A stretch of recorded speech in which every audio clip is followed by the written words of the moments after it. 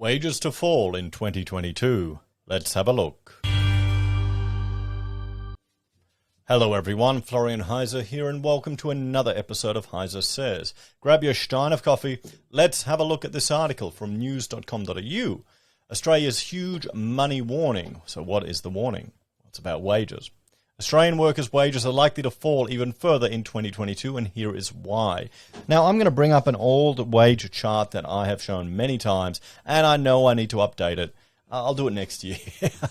This is the wage price index forecast from the RBA, 2011, 22, 2013, all the way to 2017.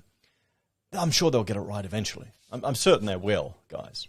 You know, these are our overlords that manage our economy, like manage an emergent system, or believe they can, by intervening one or two levers. Isn't it awesome?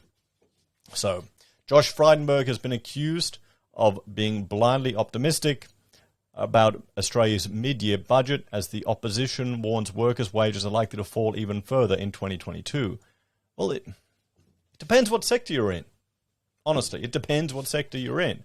Some people are doing great for wages. Wages are going up. But this is the thing. Australia's a two-speed civilization now. We're a two-speed nation. We're having the K-shaped recovery, guys. Some people are doing real well and some people are copping it. The Treasurer celebrated the outlook of the mid-year economic forecast on Thursday, stating that falling unemployment would lead to higher wages over the next 4 years across the country. But opposition leader Anthony Albanese lashed Mr. Frydenberg for his claim, insisting that the purchasing power of Aussie workers was likely to plummet over the coming year. This is a treasurer whose economic strategy comes down to hoping and wishing. It doesn't come down to any actual strategy, he said on Friday. The fact is that real wages have fallen on this treasurer's watch. Well, inflation is going up, and the prediction in yesterday's forecast is that they'll continue to fall. A drop in real wages means that even if a worker's overall income goes up, this increase is less than the economy's rate of inflation, meaning the worker's ability to afford things is actually reduced. Real wages has been falling in Australia since the second half of 2020. In the June quarter of this year, real wages dropped 2.1%, the largest fall since mid-2001. Mr. Frydenberg rejected criticisms that his mid-year budget was too optimistic, insisting Australians could expect overall wage growth of 3.25% in 2025. Australians can be confident and optimistic about the Christmas period and into next year, Mr. Frydenberg told Sunrise on Thursday. Our economy is rebounding more strongly than any other country around the world. With inflation factored in, real wage growth will be 0.75% for workers in 2025. Wow. Awesome. Nearly 1%, according to the Treasurer's forecast. But Mr. Frydenberg's sunny forecast, that's good, about Aussie income is not the only part of the Treasurer's new economic predictions lashed by Labor.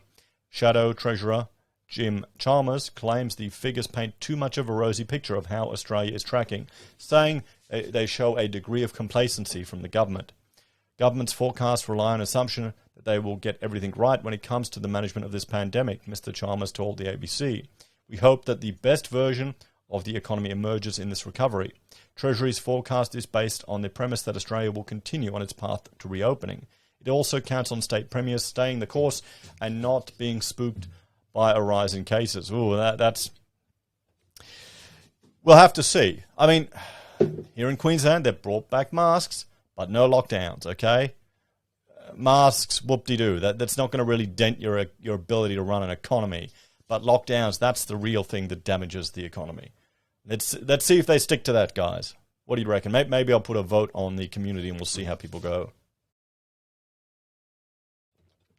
Mr. Frydenberg noted the uncertainty, but insisted there was no reason to believe the economy wouldn't bounce back. So there is a great deal of uncertainty. No one should understate the fact we're in the middle of a pandemic, he said. Given our track record today with our resilient economy and given the momentum we're seeing, I believe there is a good cause for optimism. The Treasurer said his department had also factored in a doomsday scenario where borders were closed and states went back into lockdown. We did model a couple of extra scenarios, AU upside and a downside scenario, Frydenberg told Nine. In the downside scenario, we forecast that potentially there could all be those localized lockdowns that could hurt the economy to the tune of around 20 billion and see unemployment higher than what has been forecast. So you know what would happen, guys. What would happen if, the downside scenario? What would happen to housing and the stock market? Where do you think the government would pump all their money? We need Home Builder Mark II. Get your home loans for 1%. Just wait and see. At the same time, we forecast an upside scenario where we're able to keep the health outcomes under control and that Australians started to spend more than was forecast in yesterday's numbers. Thursday's update could be the last set of figures released by the government prior to next year's federal election, should Scott Morrison decide to call an election before his planned March budget. So, well, let's have a bit of a talk about this one, guys. Wages to, warning about wages to fall next year, or 2022, yeah. Now, I'm coming at this from a small business person. If I wanted more wages, I've got to do more work. I've got to get more projects. I've got to get a greater diversity of income streams coming in. Now, if you're concerned with your wages, go to your boss, ask for a pay rise, but you need to be able to justify it. A good boss will give you a pay rise if you deserve it. But you need to go and ask for it too. Don't be afraid to be shy. But also, don't have all your eggs in one basket. Don't expect the government to take care of you. Don't expect your employer to take care of you. You need to have a side gig. You need to have a side hustle. You need to be improving your skills so you're not completely dependent on one source of income. That's how you get a wage rise. Honestly, if you want your wages to go up, if you want to get more money, you've got to change jobs.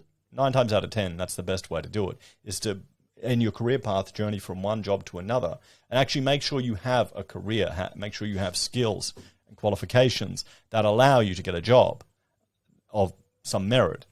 You want to have something where you actually are adding value, doing a low-skilled job and then complaining about not getting a pay rise because government man said no. That's your own fault, okay? You can't expect that anymore.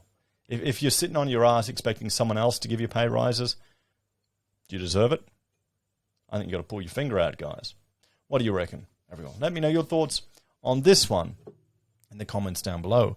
But check out this video about, rate hikes, guys. Rate hikes. Well, I'll put up probably the Commonwealth Bank one has hiked rates again. So there's a little concern about that.